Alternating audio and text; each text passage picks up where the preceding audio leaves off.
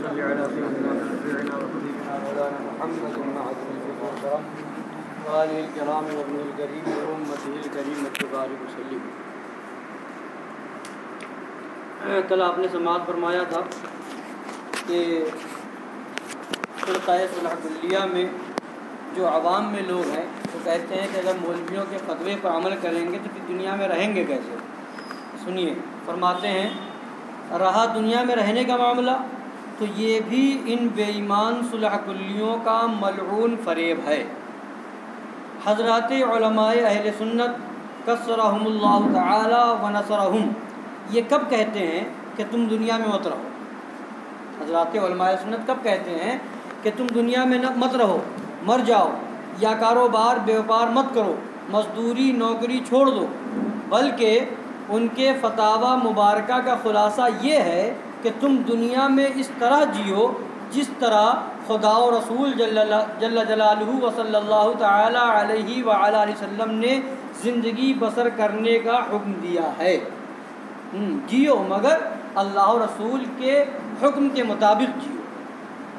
کاروبار بیوپار مزدوری نوکری سب شریعت مطہرہ کے موافق کرو. جو لوگ اپنے عقائد کفریہ کے سبب بحکم شریعت مطہرہ معاذ اللہ کافر بے دین ہیں ان سے دینی عداوت مذہبی نفرت رکھو. کیا تم ایک چمار کو 2 پیسے دے کر اس سے اپنے پرانے جوتے کی مرمت نہیں کراتے؟ کیا تم بھنگی کو 2 آنا مہینہ دے کر اس سے اپنا پاخانہ نہیں اٹھواتے؟ پھر کیا یہ معاملات نہیں ہیں؟ اور ضرور ہیں. پھر کیا ان معاملات کے سبب اس چمار اس بھنگی کی عظمت تم اپنے دلوں میں جماتے ہو؟ کیا ان معاملات کی بنا پر تم انہیں اپنا دینی بھائی بناتے ہو؟ کیا ان معاملات کے بعد آہستہ آہستہ تدریجاً اس چمار اس بھنگی کے ساتھ یارانہ دوستانہ مناتے ہو؟ نہیں، ہرگز نہیں. تو معلوم ہوا کہ کفار و مشرکین کے ساتھ دنیاوی کاروبار بیوپار مزدوری نوکری کے معاملات جاری رکھنے کے لیے یہ ہرگز لازم نہیں کہ ان کے کفر و شرک کے سبب مسلمانوں کو بحکم شریعت جو ان سے مذہبی نفرت و دوری دینی مجانبت و بیزاری ہے اس میں کمی ہو جائے یا معاذ اللہ بالکل ہی جاتی رہے. کیا تم روزانہ بوقت حاجت بیت الخلاء نہیں جاتے؟ پھر کیا اس روزانہ کے آنے جانے سے بیت الخلاء کے ساتھ تم کو محبت و دلچسپی پیدا ہو گئی ہے؟ کیا بوقت حاجت روزانہ بیت الخلاء جاتے جاتے اب اسے اپنی تفریح گاہ سمجھنے لگے ہو؟ کیا اب وہاں دل بہلانے اور سیر کرنے کے لیے جانے لگے ہو؟ نہیں، ہرگز نہیں.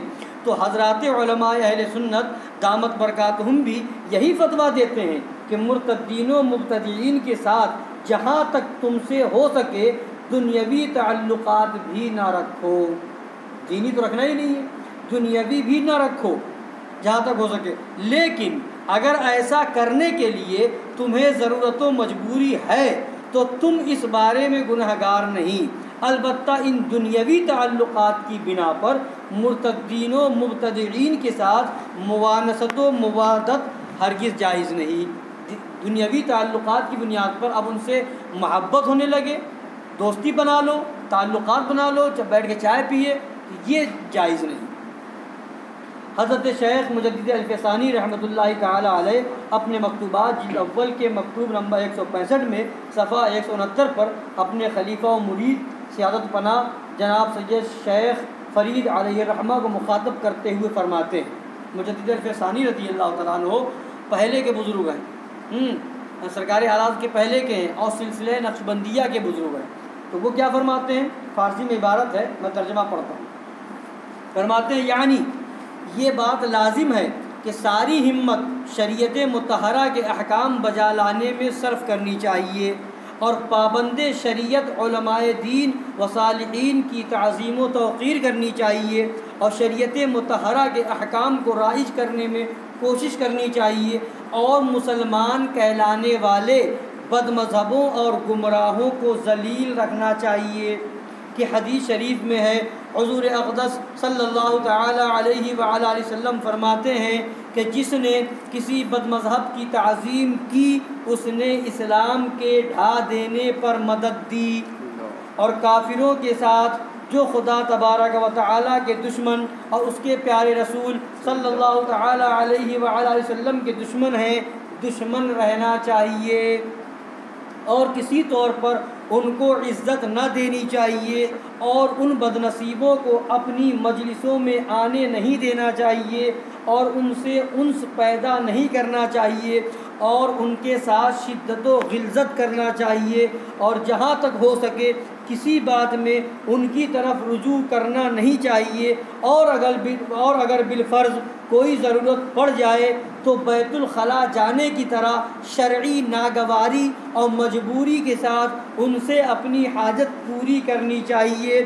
آپ کے نانا جان صلی اللہ علیہ وسلم، یعنی سید صاحب کو خط لکھ رہے ہیں نا، تو فرماتے ہیں آپ کے نانا جان صلی اللہ تعالی علیہ وسلم کی بارگاہ قدس تک جو راستہ پہنچاتا ہے وہ یہی ہے، جو راستہ پہنچاتا ہے وہ یہی ہے کہ بد مذہبوں، بد دینوں سے، وہابیوں، دیوبندیوں اور رافضیوں سے بالکل نفرت ہونی چاہیے، بوجہ مجبوری کہیں ضرورت پڑ گئی کہ اس کے بغیر کام ہی نہیں چلتا ہے کچھ کاروباری یا کسی معاملے میں، تو جیسے بیت الخلاء جاتے ہیں، ٹوائلٹ جاتے ہیں، تو بالکل کوئی خوشی سے نہیں جاتا ہے، ناگواری کے ساتھ مجبوراً جاتا ہے، دل میں نفرت بھی ہوتی پھر بھی جانا پڑتا ہے، تو ویسے ہی نفرت کے ساتھ کام نکالو اور الگ ہو جاؤ۔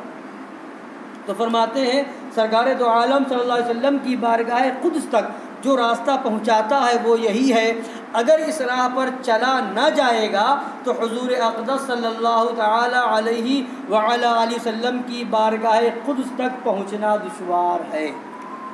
یہ بات بہت دور ہے، یہ امر بہت بعید ہے۔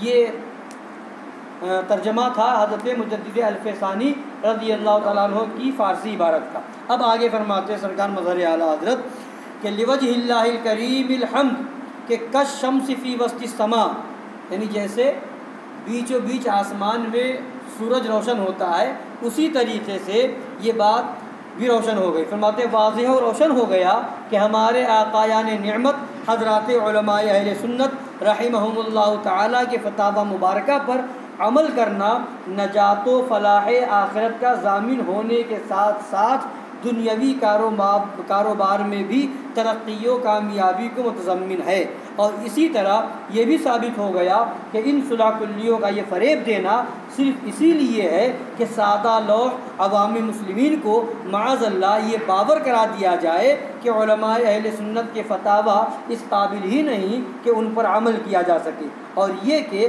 بد مذہبوں مرتدوں کے مقلبین اور سنی مسلمانوں کے علماء دین دونوں ایک ہی درجے ایک ہی مرتبے کے ہیں معاذ اللہ۔ تو اس سے سمجھ میں یہ آ گیا کہ اس طرح کی باتیں جو لوگ کرتے ہیں وہ صرف فریب دیتے ہیں، لوگوں کو گمراہ بہکانا چاہتے ہیں۔ حقیقت یہ ہے کہ شریعت نے ہر ایک کے اصول و ضابطے بتائے ہیں کہ جس طریقے سے جہاں پر آپ کو ضرورت پڑے اس طریقے سے کام لیجئے، یہ نہیں کہ آپ کاروبار ہی چھوڑ کر کے بیٹھ جائیں۔ تو جہاں تک کی اجازت شریعت نے دی ہے وہ آپ کر سکتے ہیں، اور شریعت اس چیز کی اجازت دیتی ہے جو آپ کے لیے مفید ہے، اور اس چیز سے منع کرتی ہے کہ جس کے رکنے میں بھی آپ ہی کا فائدہ ہے، دنیا میں بھی فائدہ ہے اور آخرت میں بھی فائدہ ہے۔ اللہ تعالی ہم سب کو شریعت مصطفیٰ پر مکمل طریقے سے